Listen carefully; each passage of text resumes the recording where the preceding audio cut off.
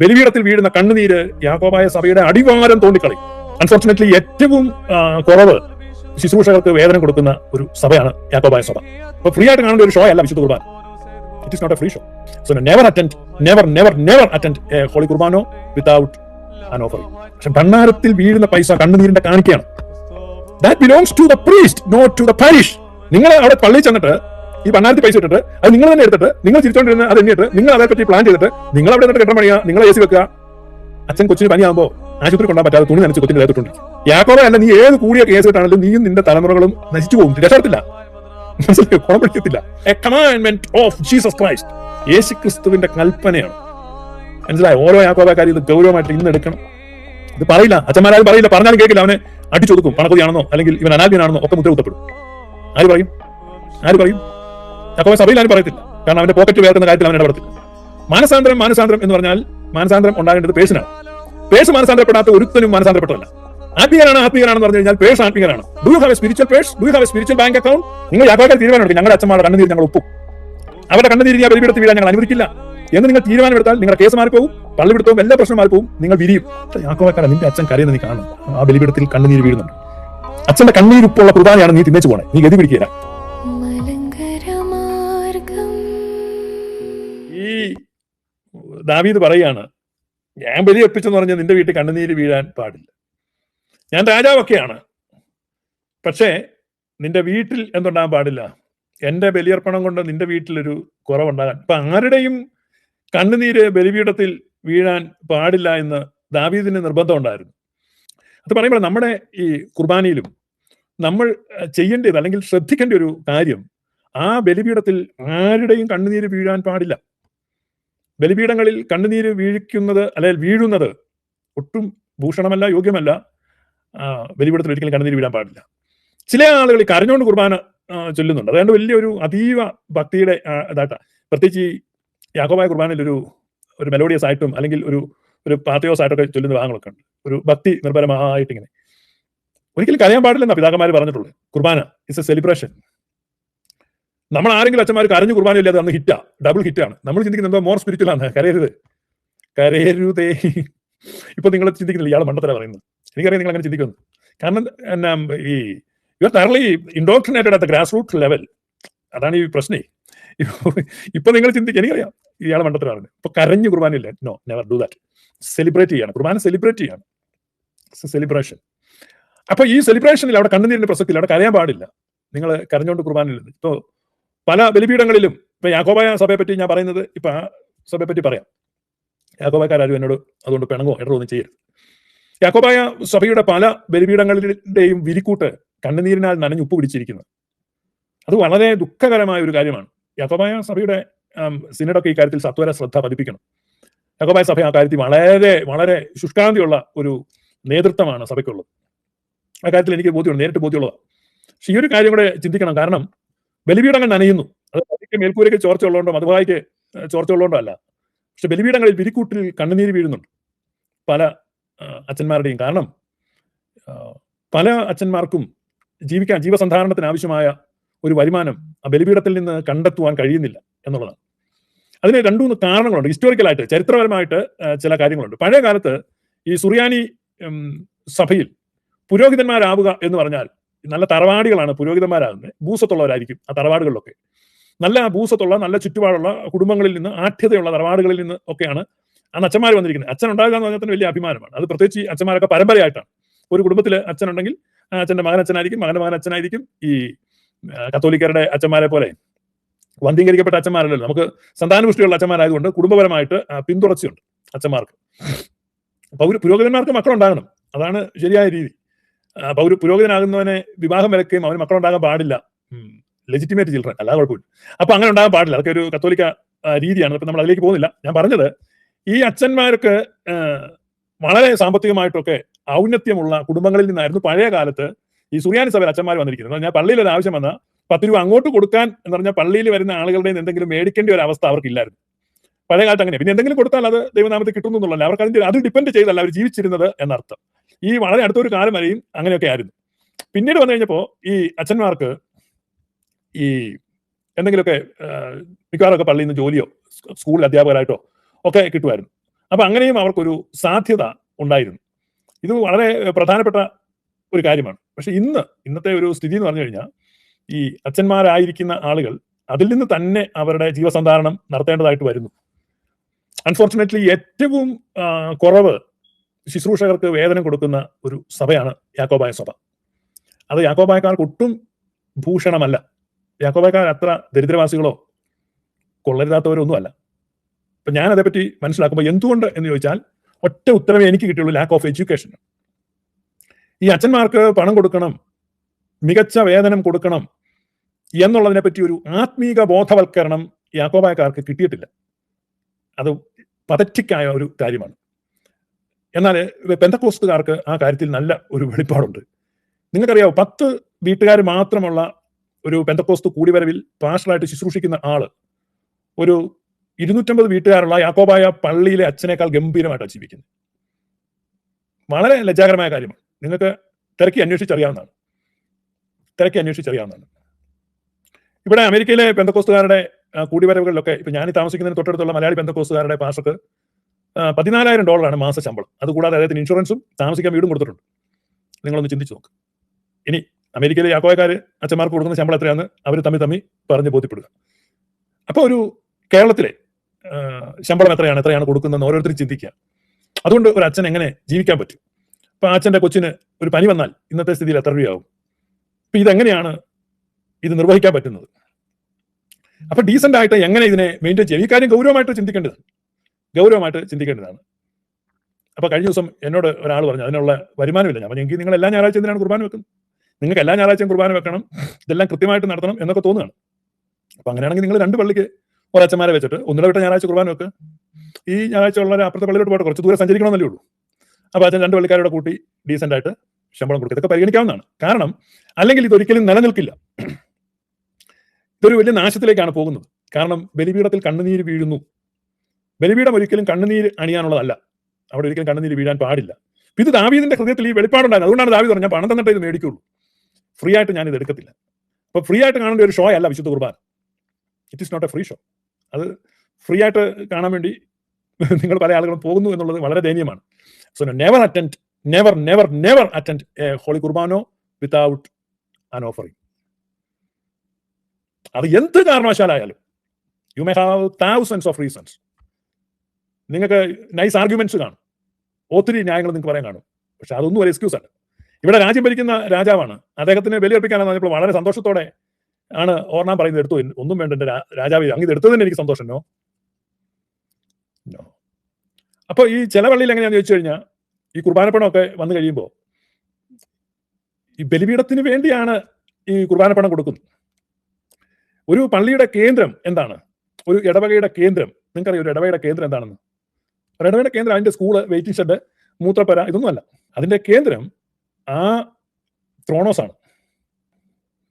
ഒരിടവകയുടെ ത്രോണോസിന് കീഴിലാണ് ആ ഇടവകയിൽ നിന്ന് വാങ്ങിപ്പോയിട്ടുള്ള എല്ലാവരുടെയും ആത്മാക്കൾ വസിക്കുന്നത്. നിങ്ങൾക്കറിയാം, നിങ്ങൾ മരിച്ചു കഴിഞ്ഞാലും നിങ്ങൾ പോയി പാർക്കേണ്ട സ്ഥലം അതാണ്. അപ്പൊ അതിന് മുകളിൽ നിന്നിട്ടാണ് ഈ അച്ഛൻ കരയുന്നത്. അതൊരിക്കലും പാടില്ല. ഏറ്റവും പ്രധാനപ്പെട്ട സ്ഥലം അതാണ്. ആ സ്ഥലത്ത് ഒരിക്കലും കണ്ണുനീര് വീഴാൻ പാടുള്ളതല്ല. ചില പള്ളികളിൽ എങ്ങനെയാണെന്ന് വെച്ച് കഴിഞ്ഞാൽ ഈ പണം വരുന്ന കുർബാനപ്പണമാണ്. ആളുകൾ നേർച്ചയിടുന്നതാണ്. ഭണ്ണാരത്തിൽ വരുന്ന പൈസയാണ്. ഭണ്ണാരത്തിൽ വീഴുന്ന പൈസയെ പറ്റി ചർച്ച ചെയ്യാൻ ഇടവക്കാർക്ക് അവകാശമില്ല. നിങ്ങൾക്കറിയോ അത്? ഇപ്പൊ നിങ്ങൾ ചിന്തിക്കും, ഇവൻ എന്തോ ഈ പറയുന്നത്, അത് പിന്നെ നമ്മുടെ അല്ലേ? ഇപ്പൊ നോ, നിനക്ക് അവിടെ ഫണ്ട് റൈസ് ചെയ്യേ, ഇടവക്കാർ ഫണ്ട് റൈസ് ചെയ്യേ. ഇപ്പൊ ഒരു കാര്യത്തിന് അപ്പുറത്തൊരു കെട്ടിടം പണിയണം, പണിതു, ഇടവക്കാർ ഫണ്ട് റൈസ് ചെയ്തിട്ട് ഫണ്ട് നിങ്ങൾ റൈസ് ചെയ്യുക. അവിടെ കെട്ടിടം പണിയാൻ വേണ്ടി ഫണ്ട് രസീത് അടിച്ച് ഫണ്ട് പിരിച്ച് നിങ്ങൾ അവിടെ കെട്ടിടം പണിതു, AC വെച്ചു, നോ പ്രോബ്ലം. പക്ഷെ ഭണ്ണാരത്തിൽ വീഴുന്ന പൈസ കണ്ണുനീരിന്റെ കാണിക്കയാണ്. That belongs to the priest, not to the parish. ഇത് നിങ്ങൾക്ക് മനസ്സിലാവും. അതായത് ഭണ്ണാരത്തിൽ ഇടുന്ന പൈസ പുരോഹിതനുള്ളതാണ്, അല്ലാതെ ഇടവകയ്ക്കുള്ളതല്ല. നിങ്ങൾ അവിടെ പള്ളിയിൽ ചെന്നിട്ട് ഈ ഭണ്ണാരത്തിൽ പൈസ ഇട്ടിട്ട് അത് നിങ്ങൾ തന്നെ എടുത്തിട്ട് നിങ്ങൾ ചിരിച്ചോണ്ടിരുന്ന് അത് എണ്ണിയിട്ട് നിങ്ങൾ അതേപ്പറ്റി പ്ലാൻ ചെയ്തിട്ട് നിങ്ങൾ അവിടെ നിന്നിട്ട് കെട്ടിടം പണിയുക, നിങ്ങൾ AC വെക്കുക. അച്ഛൻ കൊച്ചിന് പനിയാകുമ്പോൾ ആശുപത്രി കൊണ്ടുപോകാൻ പറ്റാതെ തുണി നനച്ച് കൊച്ചിന്റെ ദേഹത്തിട്ടോണ്ടിരിക്കും. യാക്കോബ അല്ല, നീ ഏത് കൂടിയ കേസ് കേട്ടാണെങ്കിലും നീയും നിന്റെ തലമുറകളും നശിച്ചു പോകും, രക്ഷപ്പെടത്തില്ല. മനസ്സിലായോ? കുണം പിടിക്കത്തില്ല. ഇത് ചെയ്തിട്ട് ഭണ്ണാരത്തിൽ പൈസ, അയ്യോ അത് നമ്മുടേതാണെന്ന് പറയുന്നത്. നോ, നിങ്ങളുടേതല്ല. ഇതിനകത്ത് ഇപ്പൊ എന്ത് കേസ് വന്നാലും ഡിഫെൻഡ് ചെയ്യാൻ ഞാൻ പറയുന്ന കാര്യങ്ങൾക്ക് എനിക്ക് ഗ്യാരണ്ടി ഉണ്ട്. മനസ്സിലായി? ചോദിക്കുന്ന ചോദ്യത്തിന് തിരിച്ചുത്തരം പറയേണ്ടി വരും. ഇത് യാക്കോബായ പള്ളികൾ മുഴുവൻ നടക്കുന്നതാണ്. അതായത് അച്ഛന് ജീവിക്കാൻ ആവശ്യമായ ഡീസന്റ് സാലറി കൊടുക്കാത്ത പല പള്ളിയിലും തറ മൊസൈക്ക് ഇടുന്നു. അല്ല, മൊസൈക്ക് അല്ല, ഇപ്പൊ വേറെ സാധനമൊക്കെയാ. അതൊക്കെ എന്റെ കുഞ്ഞിലെ മൊസൈക്ക്. ഇപ്പൊ വേറെ എന്തൊക്കെയോ ഇടുക, അതിടുന്നു. മറ്റേ സീലിംഗ് അടിക്കുന്നു, ഭിത്തിയാൽ പാനൽ ചെയ്യുന്നു. പള്ളി മോടി പിടിപ്പിക്കുന്ന നീ പിരിവെടുത്ത് പള്ളി മോടി പിടിപ്പിക്കണം. അതായത് പണ്ണാരത്തിൽ പൈസ കിട്ടുന്നുണ്ട്, ഷാൻലിയർ തൂക്കുന്നു, ഭിത്തിയെ പെയിന്റ് അടിക്കുന്നു. നീ പള്ളി മനോഹരമാക്കിയിട്ട് നീ വില കൂടിയ വസ്ത്രം ധരിച്ച് കൂടിയ കാറെ വന്ന് ഞെളിഞ്ഞു നിന്ന് കുർബാന ചൊല്ലുമ്പോ അവിടെ കുർബാന ചൊല്ലുന്ന അച്ഛന്റെ അകം വായിക്കാൻ നിനക്ക് പറ്റുന്നില്ലെങ്കിൽ നീ സത്യവിശ്വാസിയല്ല. സത്യവിശ്വാസി അർപ്പിക്കേണ്ടത് സ്തുതി സ്തോത്രങ്ങളാണ്, സ്തുതി ബലികളാണ് അർപ്പിക്കേണ്ടത്, സ്തോത്ര ബലിയാണ് അർപ്പിക്കേണ്ടത്. ബലിപീഠത്തിൽ വീഴുന്ന കണ്ണുനീര് യാക്കോബായ സഭയുടെ അടിവാരം തോണ്ടിക്കളയും. യാക്കോബായ സഭ ഈ മലയാളത്തിൽ ഉണ്ടാവില്ല. നിങ്ങൾ ഓർക്കുന്നത് ഞാനിങ്ങനെ ഉണ്ടാവില്ല. കാരണം ഇത് വളരെ ഗൗരവമായി. ഇപ്പോൾ ഒരു കപ്പലിൽ പോകുന്ന ഒരു വ്യക്തി, ആ കപ്പലിൽ ഒരു ദ്വാരമുണ്ടെങ്കിൽ ഈ കപ്പൽ മുങ്ങിപ്പോകും. ഇത് ഉറപ്പായിട്ട് നമ്മൾ അങ്ങ് ന്യൂയോർക്കിന്റെ തീരത്ത് ചെല്ലുകയല്ല എന്ന് പറഞ്ഞു കഴിഞ്ഞാൽ ഇവനെ പ്രവാചകനായിട്ടോ ഭ്രാന്തനായിട്ടോ ചിത്രീകരിച്ചിട്ട് ഒരു കാര്യമില്ല. അവൻ പ്രവാചകനുമല്ല, ഭ്രാന്തനുമല്ല. Is neither a prophet nor a lunatic, but is just an observer. അപ്പൊ ഞാനിതൊരു നിരീക്ഷകനാണ്. അത് ഞാൻ നിരീക്ഷിച്ചിട്ട് പറയുന്നതാണ്, നിരീക്ഷണമാണ്. മനസ്സിലായോ? അതുകൊണ്ട് എനിക്ക് ഭ്രാന്താണെന്നോ കുറെ ആളുകൾ ഇവന് വട്ടാണ്, വേറെ കുറെ ആളുകൾ ഇതൊരു പ്രവാചക ശബ്ദമാണ്, ഷൂപീഡിയയിൽ no, I am not a prophet. ഞാൻ പ്രവാചകനോ പ്രവാചക ശിശുനോ അല്ല. ആമോസ് പറയുന്നത് അങ്ങനെയാ, ഞാൻ പ്രവാചകനോ പ്രവാചക ശിശുനോ അല്ല. എടാ, നിന്റെയൊക്കെ വൃത്തികേട് കണ്ടിട്ട് ഞാൻ ആമോസിന്റെ കാലത്ത് ഇങ്ങനെയായിരുന്നു, വലിയ അനീതിയായിരുന്നു. ഈ അനീതിക്കെതിരെ ആമോസ് ശബ്ദിക്കാൻ തുടങ്ങിയപ്പോൾ കുറെ പേര് പറഞ്ഞു, എന്തൊരു പ്രവാചകൻ. എന്താ ആമോസ് പറഞ്ഞു, പോടാ, ഞാൻ പ്രവാചകൻ. ഞാൻ പ്രവാചകനല്ല, ഞാൻ പ്രവാചകനല്ല, പ്രവാചക ശിശുനുമല്ല, ഞാനൊരു ഇടയനും കാട്ടത്തിപ്പഴം പെറുക്കുന്നവനുമാണ്. കാട്ടത്തി എന്ന് പൊഴിയുന്ന അത്തിപ്പഴം പെറുക്കിക്കൊണ്ട് അതുവഴി നടന്ന ആമോസ് വന്നിട്ട് പറയാം, ഞാൻ പ്രവാചകനെന്ന്. ഞാൻ പറഞ്ഞു, ഞാനും പ്രവാചകനോ ദൈവം അയച്ച മനുഷ്യനൊന്നും അല്ല. കാണുന്ന കാര്യം പറയുന്നു. ഈ ഓട്ട നിങ്ങളെ മുക്കിക്കളയും. നിങ്ങൾ എന്ത് ചെയ്തിട്ടും ഒരു കാര്യമില്ല. ഇപ്പൊ യാക്കോബായ സഭയിൽ ഇപ്പോൾ കഴിഞ്ഞ ഒരു മാർച്ച് 25 നമ്മുടെ ജോസഫ് ഗ്രിഗോറിയോസ് ബാവ സ്ഥാനം കയറിയിട്ട് 1 വർഷം തികയാണ്. അപ്പൊ ഞാൻ ഇതിനകത്തൊക്കെ ഒരു വലിയ തീരുമാനം, എനിക്കറിയത്തില്ല വല്ല തീരുമാനങ്ങളുണ്ടോ എന്ന്, ഞാൻ പുറത്ത് നിരീക്ഷിച്ചിട്ട് പറയുന്നത്. അപ്പം ഏറ്റവും പ്രധാനപ്പെട്ട അടിയന്തരമായ ശ്രദ്ധ പതിക്കേണ്ട ഒരു മേഖലയാണ്. മനസ്സിലായി? യാക്കോബായ സഭ വലിയ വിജയത്തിലേക്ക് പോകുമെന്നുള്ളതിൽ യാതൊരു സംശയവുമില്ല. പക്ഷെ അതിന്റെ നിലനിൽപ്പ് ഭദ്രമാകണമെങ്കിൽ ഈ ഒരു മേഖലയിൽ നിങ്ങൾ ശ്രദ്ധിക്കണം. യാക്കോബായക്കാർ ഏറ്റവും അവഗണിച്ചിട്ടിരിക്കുന്ന വിഭാഗമാണ് പുരോഹിതർ. ആ പുരോഹിതരെ അവരുടെ കണ്ണുനീരൊപ്പുന്ന നടപടി നിങ്ങൾ എടുത്തില്ലെങ്കിൽ നിങ്ങൾ നശിച്ചു പോകും. നിങ്ങളെ ഈ കേരളത്തിൽ ട്രാവൻകൂർ മാനുവലിൽ പോലും പിന്നെ നിങ്ങളുടെ പേര് കാണത്തില്ല. ട്രാവൻകൂർ മാനുവൽ എന്ന് പറഞ്ഞൊരു സാധനമുണ്ട്, പണ്ടത്തെ ആളുകളുടെ പേരൊക്കെ എഴുതി വെച്ചിരിക്കുന്നത്. അപ്പൊ state manual, Malabar manual, William ലോഗന്റെ ഇങ്ങനെയൊക്കെ ഉണ്ട്. അപ്പൊ എന്ന് പറയുന്നത് പോലെ ചരിത്ര ഏടുകളിൽ പോലും ഇല്ലാതെ നിങ്ങൾ പോകും. കാരണം ഇത് ഏറ്റവും ഇമ്പോർട്ടന്റ് ആണ്, ഒരു പുരോഹിതന്റെ കണ്ണുനീര് എന്ന് പറയുന്നത്. That is very much important. അപ്പൊ ഇയാൾ എന്തൊക്കെയോ പഴയ നിയമത്തിൽ നിന്ന് പറയല്ലേ. ഈ പഴയ നിയമം എന്നല്ല ഞാൻ പറയുന്നത്. പരിശുദ്ധനായ പൗലോസ് ശ്ലീഹ കൊരിന്ത്യക്കാർക്ക് എഴുതിയ ലേഖനത്തിൽ നിന്ന് വായിക്കുന്നു. 9 അധ്യായം 1 കൊരിന്ത്യർ 9 അധ്യായം 13 വാക്യം. ദൈവാലയ കർമ്മങ്ങൾ നടത്തുന്നവർ ദൈവാലയം കൊണ്ട് ഉപജീവിക്കുന്നു എന്നും യാഗപീഠത്തിങ്കൽ ശുശ്രൂഷ ചെയ്യുന്നവർ യാഗപീഠത്തിലെ വഴിപാടുകളിൽ ഓഹരിക്കാരാകുന്നു എന്നും നിങ്ങൾ അറിയുന്നില്ലയോ? അതുപോലെ കർത്താവും സുവിശേഷം അറിയിക്കുന്നവർ സുവിശേഷത്താൽ ഉപജീവിക്കണം എന്ന് കൽപ്പിച്ചിരിക്കുന്നു. It is a commandment of Jesus Christ. യേശുക്രിസ്തുവിന്റെ കൽപ്പനയാണ്. മനസ്സിലായോ? ഓരോ യാക്കോബായക്കാരും ഇത് ഗൗരവമായിട്ട് ഇന്ന് എടുക്കണം. ഇത് പറയില്ല, അച്ഛന്മാരും പറയില്ല, പറഞ്ഞാലും കേൾക്കില്ല. അവനെ അടിച്ചൊതുക്കും. പണക്കൊതിയാണെന്നോ അല്ലെങ്കിൽ ഇവൻ അനാത്മീയനാണെന്നോ ഒക്കെ മുദ്ര കുത്തപ്പെടും. ആര് പറയും? യാക്കോബായ സഭയിൽ ആരും പറയത്തില്ല. കാരണം അവന്റെ പോക്കറ്റ് വേർക്കുന്ന കാര്യത്തിൽ അവൻ ഇടപെടത്തില്ല. മാനസാന്തരം എന്ന് പറഞ്ഞാൽ മാനസാന്തരം ഉണ്ടാകേണ്ടത് പേഴ്സണാണ്. പേഴ്സ് മാനസാന്തരപ്പെടാത്ത ഒരുത്തനും മാനസാന്തരപ്പെട്ടതല്ല. ആത്മീയനാണെന്ന് പറഞ്ഞു കഴിഞ്ഞാൽ പേഴ്സ് ആത്മീയനാണ്. Do you have a spiritual purse? Do you have a spiritual bank account?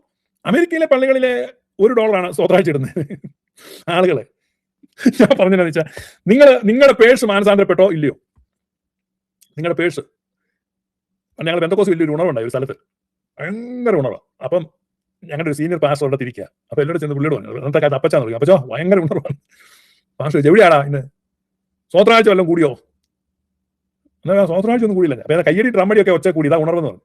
അതുപോലെ തന്നെ പേഴ്സ് മാനസാന്തരപ്പെട്ടില്ലെങ്കിൽ ശരിയല്ല. ഉണർവ് വന്നിട്ടില്ല, ഉണർവ് വരണം. അപ്പൊ സഭയ്ക്കകത്തൊരു റിനൈസൻസ്. ഇപ്പൊ നമ്മൾ ഗ്ലോറിയസ് ഗോസ്പൽ തുടങ്ങിയ പിന്നെ ഒത്തിരി ആളുകൾ എന്നെ വിളിക്കുന്നുണ്ട്, എന്റെ പാസ്റ്ററേ, എന്നാലും എന്റെ സാറേ എന്ന് പറഞ്ഞാൽ, എന്റെ പാസ്റ്ററേ ഇപ്പൊ കുർബാന അങ്ങോട്ട് കേൾക്കുമ്പോൾ ഉണ്ടല്ലോ എന്റെ രോമൊക്കെ അങ്ങോട്ട് എഴുന്നേറ്റ് നിന്നിട്ട് അങ്ങ് എനിക്കിപ്പോ എല്ലാത്തിന്റെ അർത്ഥമൊക്കെ അങ്ങ് പിടികിട്ടുക. മറ്റേ എനിക്ക് നിന്മാതാവ് വിശുദ്ധന്മാരെ പിന്നെ മാനിത്വമൊക്കെ കേൾക്കുമ്പോൾ എനിക്കൊന്നും അറിയത്തില്ലായിരുന്നു. ഇപ്പൊ ഇതിന്റെ എല്ലാ അർത്ഥം എന്നാണ് ഗ്ലോറിയസ് എപ്പിസോഡ്സ് കേട്ടു. കുർബാനക്കകത്ത് നിൽക്കുമ്പോൾ ഞാൻ അങ്ങ് സ്വർഗത്തിലാണ് നിൽക്കുന്നത്. വളരെ നല്ലതാ. പക്ഷെ നീ കുർബാന പണം വല്ലതും കൊടുക്കുന്നുണ്ടോ? എന്നാ എടാ, നീ എന്ത് ഗ്ലോറിയസ് ആയി, നീ എന്താ കേട്ടെ? നീ മാനസാന്തരപ്പെട്ടു, നിനക്ക് തക്സ പഠിച്ചു, നീ അത് പ്രൊമിയോൻ ക്ഷേത്രമായിട്ട് ഒരു പുസ്തകം കിട്ടുമോ പക്ഷേ? പിന്നെ ഞാൻ തരാൻ നിനക്ക് കുഴുങ്ങി. നിനക്ക് എന്തിനാ പ്രൊമിയോൻ ക്ഷേത്രയുടെ പുസ്തകം? എടാ, നീ ആ പാവപ്പെട്ട അച്ഛൻ വല്ലതും കൊടുക്കണം. മനസ്സിലായില്ലേ? അതാണ് ഏറ്റവും വലിയ ആത്മീക പരിപാടി എന്ന് പറഞ്ഞാ, എടാ നീ വലിയൊരു ആളാണ്. ഇപ്പൊ യാക്കോബായക്കാരനാണ് അവിടെ, ഞങ്ങൾ ഭയങ്കര ഒരു ആർട്ടിയ. ശരി, എടാ നിന്റെ ഇടവകയിലെ അച്ഛനെ നീ ആരായിട്ടാണ് കാണുന്നത്? ഒരു തസ്തിക വെച്ചേ, ഒരു ഫോർ ക്ലാസ് ജീവനക്കാർ, ക്ലാസ് 4 ജീവനക്കാരെന്ന് പറയും. അതായത് പിയൂണ്, സ്കാവഞ്ചർ, സ്വീപ്പർ, മിറ്റം അടിക്കുന്നവൻ സ്വീപ്പർ, കക്കൂസ് കഴുകുന്നവൻ സ്കാവഞ്ചർ, പേപ്പർ എടുത്തുകൊണ്ട് കൊടുക്കുക, ചായ മേടിച്ചു കൊടുക്കുക പിയൂണ്, ഇങ്ങനെയൊക്കെയുള്ള ആളുകളെ ക്ലാസ് 4 ജീവനക്കാരെന്ന്. ഒരു ക്ലാസ് 4 ജീവനക്കാരൻ മാസത്തിന്റെ അവസാനം വിഡ്രോ ചെയ്യുന്ന സാലറിയുടെ ഇക്വലന്റ് എങ്കിലും ഉണ്ടോ നിന്റെ അച്ഛന്? ഉണ്ടോ? ഇല്ലെങ്കിൽ നീ വലിയ മുഴുപ്പൊന്നും പറയില്ലേ. അച്ഛന്മാരെ അങ്ങ് ഭരിക്കുകയാണ്. അച്ഛൻ പ്രസംഗിച്ചൊത്തിട്ടില്ല, അച്ഛന്റെ വസ്ത്രം ശരി, അച്ഛന്റെ ആ ഡ്രസ്സ് അങ്ങോട്ട് നീറ്റായിട്ടൊക്കെ അച്ഛന് നടക്കാവുന്നതാണ്. കാരണം അച്ഛന്റെ ഡ്രസ്സ് നീറ്റായിട്ട് ഇട്ട് നടക്കണം തന്നെ ഒരു മാസം ഈ കുപ്പായ അലക്കി ക്ലീൻ ആക്കി കൊണ്ട് നടക്കണം തന്നെ രൂപ എത്ര വേണമെന്ന് അറിയോ? അലക്കുകാരൻ മേടിക്കാൻ പോലും നീ കൊടുക്കുന്ന തികയുന്നില്ല. അപ്പൊ എന്റെ ഒരു അഭിപ്രായത്തില് യാക്കോബായ സഭയിലെ ഒരു അച്ഛൻ അത് ചെറിയൊരു സംഭവമല്ല, ദൈവത്തിന്റെ മിനിസ്റ്റർ അല്ലേ. ഒരു ഗസറ്റഡ് ഓഫീസർക്ക് ഒരു മാസം കിട്ടുന്ന ശമ്പളം എത്രയാണോ അതിന് തുല്യമായ തുക കിട്ടിയിരിക്കണം. കിട്ടുന്നുണ്ടെന്ന് നിങ്ങൾ ഉറപ്പുവരുത്താൻ നിങ്ങൾക്ക് പറ്റുന്നില്ലെങ്കിൽ നിങ്ങൾ പിരിച്ചുവിടണം. എന്നത് സഭ പിരിച്ചുവിടണം. നിങ്ങൾ എന്തിനാണ് നടത്തുന്നത്? ആരെങ്കിലും വളർത്തിക്കോളൂ എന്ന് വെച്ച് പിള്ളേരെ പിറന്ന് പന്നികളുടെ പരിപാടിയാണ്. പന്നി ചുമ്മാ വെച്ച് കൂട്ടും. അത് എങ്ങനെ നടന്നിട്ട് കണ്ടില്ലേ തെരുവ് പട്ടികളും പന്നികളും? അങ്ങനെ ആകാൻ പാടില്ല. ഞാൻ സുറിയാനി സഭയുടെ അഭിമാനത്തെ പറ്റി, പാരമ്പര്യത്തെ പറ്റി, പൈതൃകത്തെ പറ്റി, ശ്രേഷ്ഠതയെ പറ്റിയൊക്കെ എത്രയോ എപ്പിസോഡുകൾ ചെയ്തിട്ടുണ്ട്. ഇത് മുഴുവൻ നിലനിൽക്കണമെങ്കിൽ നിങ്ങൾ ഏറ്റവും അടിയന്തരമായിട്ട് മെയിൻറ്റെയിൻ ചെയ്യേണ്ടതാണ്. ഈ കാര്യത്തിൽ തീർപ്പുണ്ടാകണം. അച്ഛന്മാർക്ക് നിങ്ങൾ ഡീസന്റ് സാലറി കൊടുക്കണം. മറ്റ് സഭക്കാർ ഇപ്പോൾ കേട്ട് ഞെട്ടുന്നുണ്ടായിരിക്കും. പക്ഷെ ഞാൻ യാക്കോബായ സഭയിലെ അച്ഛന്മാരെ അപ്രീഷിയേറ്റ് ചെയ്യട്ടെ. കാരണം ഇത്രയും മിനിമം സാലറി വന്നിട്ടും ഒരു പരാതിയില്ലാതെ, ഒരു കുർബാന പോലും മുടങ്ങാതെ അവർ കൃത്യം കുർബാന അർപ്പിക്കുന്ന ഹാറ്റ്സ് ഓഫ് ടു യു. അത്ര എനിക്ക് പറയാനുള്ളൂ. യാക്കോബായ സഭയിലെ മെത്രാന്മാരെയൊന്നും ഞാൻ വണങ്ങുന്നില്ല, വന്ദിക്കുന്നില്ല. പക്ഷെ ഓരോ അച്ഛന്മാർ നിങ്ങൾക്ക് ഇന്നു വരെ ഈ യാക്കോബായ സഭയിൽ ഒരച്ഛനെതിരെ ഞാൻ ഒരു വാക്കും പറഞ്ഞ കാരണം അച്ഛനാണ്. അച്ഛന്മാരെ എനിക്ക് അത്ര ബഹുമാനം. അത് നിങ്ങൾക്ക് വെരിഫൈ ആണ്. ഉപദേശത്തിന്റെ കാര്യത്തിലാണല്ലോ എന്നോട് ചില അച്ഛന്മാർ ചോദിച്ചാൽ പോലും ഞാൻ പറയത്തില്ല. കാരണം അവരത്ര ത്യാഗപൂർണമായ പ്രശംസനീയമായ സേവനം ചെയ്യുന്നവരാണ്. ഒരിക്കലും ലോകത്ത് ഒരിടത്തും അത് ചെയ്യത്തില്ല. ഒരു 5 മിനിറ്റ് കുർബാനയ്ക്ക് അച്ഛൻ ലേറ്റ് ആയിട്ട് വരാൻ പറ്റുമോ? വിശ്വാസിക്ക് വരാം. ആ സ്പൂണും തലാണയും കൂടെ വെച്ച് ദോശേനോ എന്ന് അച്ഛൻ അവസാനം അന്നേരം ചെന്നാലും മതി. കുരിശ് വെച്ച് റെഡി. അച്ഛന് പറ്റുമോ? അച്ഛൻ ഒരു ദിവസം ഇച്ചിരി ക്ഷീണമുണ്ടോ, ഉറങ്ങിപ്പോ, ഒരു കൗമായം കൂടെ ഉറങ്ങി എഴുന്നേക്കാന്ന് വെച്ചാൽ പറ്റുമോ? അവിടെ പോയി നമസ്കാരം ചൊല്ലണ്ടേ? ഞാൻ ഈ അച്ഛന്മാരെ കണ്ട് എന്റെ ഹൃദയത്തിൽ ആദരവുണ്ടാകുന്നുണ്ട്, ചിലപ്പോൾ ചില അസൂയ ഉണ്ടാകുന്നുണ്ട്. ചില ആളുകൾ പറയും എനിക്ക് പട്ടം കെട്ടാഞ്ഞിട്ടാണ് അച്ഛനാകുന്ന നടന്നു. എന്റെ ഹൃദയത്തിന്റെ വിദൂര കോണി പോലും ഒരച്ഛനാകാനുള്ള ആഗ്രഹമില്ല, ചിന്തയില്ല. കാരണം അത് അത്രമാത്രം വലിയൊരു സംഭവം. ഒരൊറ്റ ദുഃഖവെള്ളിയാഴ്ച നമസ്കാരം കണ്ടാൽ നമ്മുടെ കിളി പോവും. എന്തുമാത്രം കുമ്പിട്ടും നമസ്കരിച്ചും സ്ലീബാ വാഴും നടത്തി ഓരോ പെരുന്നാൾ ശുശ്രൂഷയും എന്തു ഭയങ്കരമാണെന്നറിയോ? അത് ഫിസിക്കൽ എഫോർട്ട് തന്നെയല്ല, മെന്റൽ സ്ട്രെസ്സും അതിനകത്ത് ഉണ്ടാകുന്നുണ്ട്. ഇത്രമാത്രം കഷ്ടം സഹിച്ച് ഈ ശുശ്രൂഷകളെ മുഴുവൻ കൃത്യമായിട്ട് ചെയ്യുന്ന അവർക്ക് ഈ വലിയൊരു ഫിനാൻഷ്യൽ സ്ട്രഗിലൂടെ നിങ്ങൾ തള്ളിവിടുന്നത് ക്രൂരതയാണ് നിങ്ങൾ ചെയ്യുന്നത്. ക്രൂരത. കേരളത്തിലെ ഏറ്റവും ക്രൂരന്മാർ യാക്കോബായക്കാരാണ്. 100%. കാരണം നിങ്ങൾ ഭയങ്കരമായിട്ട് പീഡിപ്പിക്കുന്നു നിങ്ങളുടെ പുരോഹിതരെ. ഇത് നിങ്ങൾ അതിന് ഉത്തരം പറയണം. കാരണം നിങ്ങൾ ചെയ്യുന്ന ഒരിക്കലും ശരിയല്ല, ഒരു തരത്തിലും ജസ്റ്റിഫയബിൾ അല്ല. No reason, no excuse, nothing is there. ഞാനിതിനെപ്പറ്റി വിശദമായിട്ട് പരീക്ഷിച്ചിട്ട്, കാരണം ഞാൻ വർഷങ്ങളായിട്ട് പെന്തക്കോസ്റ്റിൽ ഒരു പാസ്റ്ററായിട്ടും പ്രീച്ചറായിട്ടും ഒക്കെ നിന്ന്, അതുകൊണ്ട് ഒരു ചർച്ച എങ്ങനെ നടക്കണം, അതിനെങ്ങനെ ഇൻകം ഉണ്ടാകണം, എങ്ങനെ അതിന്റെ മിനിസ്റ്ററെ സപ്പോർട്ട് ചെയ്യണം എന്നൊക്കെ ഉള്ളത്, അതിനകത്ത് പൈസ ഇല്ല, ഞെരുക്കം, ഒന്നും നിലനിൽക്കുന്നില്ല. 10 വീട്ടുകാരുള്ള ഒരു പെന്തക്കോസ്ത് സഭയുടെ പാസ്റ്ററെ അവരെങ്ങനെ ഉള്ളം കയ്യിൽ വെച്ചുകൊണ്ട് നടക്കുന്നത് കേരളത്തിൽ നോക്ക്. അവിടെയൊക്കെ ഉള്ള ഒരു പാവങ്ങളെ ഭാഷയൊന്നും വേണ്ട. ഈ പെന്തക്കോസ്ത് സഭയിലുള്ളത് പാവങ്ങളൊക്കെ തന്നെയാണ്. നിങ്ങൾ നോക്ക്. ഇപ്പോഴത്തെ അച്ഛന്മാരിരുന്ന് അവരെ കണ്ടു കഴിഞ്ഞാൽ കരഞ്ഞു പോകും. അത്രമാത്രം. അതുകൊണ്ട് നിങ്ങൾ ചേഞ്ച് ആണ്. നിങ്ങളുടെ ആറ്റിറ്റ്യൂഡ് മാറ്റിയേ മതിയാകൂ. അതുപോലെ ഈ പറഞ്ഞ പൈസക്കൊന്നും നിങ്ങൾക്ക് അവകാശമില്ല. മനസ്സിലായി? നിങ്ങൾക്ക് ഒരു അവകാശമില്ല. കാരണം ബലിപീഠത്തിന്റെ അവകാശികൾ പുരോഹിതരാണ്, ശുശ്രൂഷകരാണ്, താഴെ നിൽക്കുന്നവരല്ല. നിങ്ങൾ അവിടെ ഒരിക്കൽ ഓഫർ ചെയ്തത് തിരിച്ചെടുക്കുന്നത് എന്തിനാണ്? നിങ്ങൾ ഓഫർ ചെയ്തിട്ട് അത് തിരിച്ചെടുത്ത് പിന്നെ കണക്കെഴുതുക, പിന്നെ എഴുതുക, വീതം വെക്കുക. നമുക്ക് പ്രാവശ്യം പണ്ണാര വരെ കൂടിയിട്ടുണ്ട്, അതുകൊണ്ട് നമുക്കൊരു കാര്യം നമുക്ക് അവിടെ സീലിംഗ് അടിക്കാം. നിനക്ക് സീലിംഗ് അടിക്കണം, നീ വീട്ടിൽ നിന്ന് പിരിവെടുത്തോണ്ട് സീലിംഗ് അടിക്കും. യാഗപീഠത്തിൽ ശുശ്രൂഷിക്കുന്നവർ അതുകൊണ്ട് ഉപജീവിക്കണമെന്ന് നമ്മുടെ കർത്താവ് കൽപ്പിച്ചിരിക്കുന്നു എന്ന് പൗലോസ് ശ്ലീഹ രേഖപ്പെടുത്തിയിരിക്കുന്നു. ഞെളിഞ്ഞു നിന്ന് പാടും പൗലോസ് ശ്ലീഹ ഏതാണ്ട്. പൗലോസ് ശ്ലീഹ എന്ത് പറഞ്ഞു? പൗലോസ് ശ്ലീഹ പറഞ്ഞതാണ് യാക്കോബായ സഭയ്ക്ക് വേദവാക്യം. പൗലോസ് ശ്ലീഹയെ ഇതുപോലെ ഉൾക്കൊള്ളുന്ന ഒരു സഭ വേറെ ഇല്ല. മനസ്സിലായില്ലേ? ബാക്കി സഭകൾക്കൊക്കെ പൗലോസ് ശ്ലീഹ പറഞ്ഞത് പലതും ഉൾക്കൊള്ളാൻ പറ്റുന്നില്ല. ഈവൻ കത്തോലിക്ക സഭയ്ക്ക് പോലും പൗലോസ് ശ്ലീഹയെ ഒരു മാർജിൻ വരച്ചിട്ട് എടുക്കുന്നത്. പക്ഷേ പൗലോസ് ശ്ലീഹയ്ക്ക് മാർജിൻ വരയ്ക്കാതെ പൗലോസ് ശ്ലീഹയെ അതേപടി ഉൾക്കൊള്ളുന്ന സഭ സുറിയാനി സഭയാണ്. അങ്ങനെയാണെങ്കിൽ ആ പൗലോസ് ശ്ലീഹ പറഞ്ഞ് കേൾക്കണം. എനിക്കറിയത്തില്ല, എന്റെ വിഷയമെല്ലാം മാറിപ്പോയി, വേറെ വഴിക്ക് കാട് കയറിപ്പോയി. സോറി. നമ്മൾ തിരിച്ചു വരികയാണ്. അരവനയുടെ കളത്തിൽ ദാവീദ് എന്ത് ചെയ്യാണ്? അരവനയുടെ കളത്തിൽ ദാവീദ് പറയാണ്, ഞാൻ കണ്ണുനീര് വീഴിക്കത്തില്ല. എന്റെ ബലിയിൽ കണ്ണുനീര് മിക്സിൽ, കണ്ണുനീരുപ്പിട്ട്, യാക്കോബക്കാരുടെ കുർബാനയാണ്. കണ്ണീരുപ്പിട്ട് കുർബാന കൊള്ളുന്ന സുറിയാനിക്കാരേ. കണ്ണീരുപ്പിട്ടല്ല നീ കുർബാന കൊള്ളണ്ടേ. മനസ്സിലായില്ലേ? കണ്ണീരിന്റെ ഉപ്പില്ലാത്ത കുർബാന കൈക്കൊള്ളാൻ ഈ നോമ്പ് കാലത്തെങ്കിലും തീരുമാനം ഉണ്ടാകണം. കാരണം അന്തസ്സായിട്ടുള്ള കുർബാന നടക്കട്ടെ. സ്തോത്ര ബലി ആണ് നടക്കേണ്ടത്. സ്തുതിയും സ്തോത്രവും പ്രഭയും പുകഴ്ചയും മാഞ്ഞു പോകാത്തതാ ഹമ്പടാ. മിക്കവാറും സ്തോത്രം ഉയരട്ടെ. ഈ നോമ്പ് കഴിഞ്ഞിട്ട് നമ്മൾ ഇന്ത്യ പെരുന്നാളിലോട്ട് വന്നു കഴിയുമ്പോൾ വലിയൊരു സന്തോഷത്തിന്റെ, ഒരു ആനന്ദത്തിന്റെ നിങ്ങൾ ആ തീരുമാനം എടുക്കുക. അങ്ങനെയാണ് ഭരണഘടനാ ബെഞ്ച് നിങ്ങൾക്ക് അനുകൂലമായിട്ട് വിധി വരും. യാക്കോബ സഭ നിവർന്നു നിൽക്കും. നിങ്ങൾ യാക്കോബക്കാർ തീരുമാനം എടുക്കുക, ഞങ്ങളുടെ അച്ഛന്മാരുടെ കണ്ണുനീര് ഞങ്ങൾ ഒപ്പും, അവരുടെ കണ്ണുനീര് ആ ബലിപീഠത്തിൽ വീഴാൻ ഞങ്ങൾ അനുവദിക്കില്ല എന്ന് നിങ്ങൾ തീരുമാനമെടുത്താൽ നിങ്ങളുടെ കേസ് മാറിപ്പോകും, പള്ളിപിടുത്തവും എല്ലാ പ്രശ്നവും മാറിപ്പോകും, നിങ്ങൾ വിരിയും. ആ വാക്കാണ് ഉപയോഗിക്കുന്നത്, നിങ്ങൾ വിരിയും. അത് ചെയ്യുക. കാരണം നിങ്ങൾ ഈ മരിക്കുന്ന വരെ ഈ സ്വത്ത് കൊണ്ടൊക്കെ പ്രയോജനമുള്ളൂ. നിങ്ങൾ എന്ത് പിടിച്ചു വെക്കുന്നത്? ഞാൻ എൻ്റെ ജീവിതത്തിൽ കണ്ട ഏറ്റവും യൂസ്ലെസ് ആൻഡ് മീനിങ്ലെസ് സംഭവം എന്ന് പറഞ്ഞാൽ പൈസയാണ്. കാരണം അതുകൊണ്ട് നിങ്ങൾക്ക് എന്ത് മേടിക്കാൻ പറ്റും? ഒരു മസാല വെച്ച് കഴിഞ്ഞാൽ വയറ് ഒന്നുകൂടെ തിന്നാൻ പറ്റുമോ? ചിലപ്പോൾ നിങ്ങൾ തിന്നായിരിക്കും, മൂന്നാമത്തെ പറ്റുമോ?